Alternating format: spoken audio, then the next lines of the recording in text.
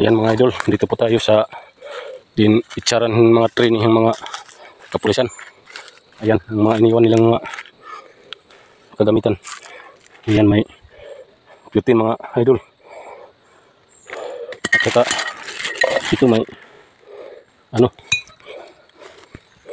mga cup noodles. Namang isa may mga basura. Tara, punta tayo dun sa baba. Tingnan natin.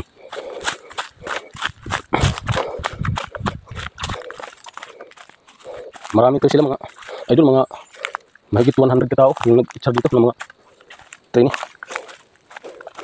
Nag-training sila dito sa amin, dito sa barangay Barayong Palo. Dalawa pala ito mga idol.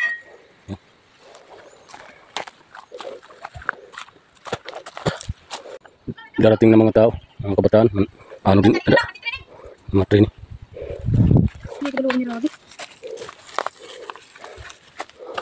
Shout out sa mga nag-training dito.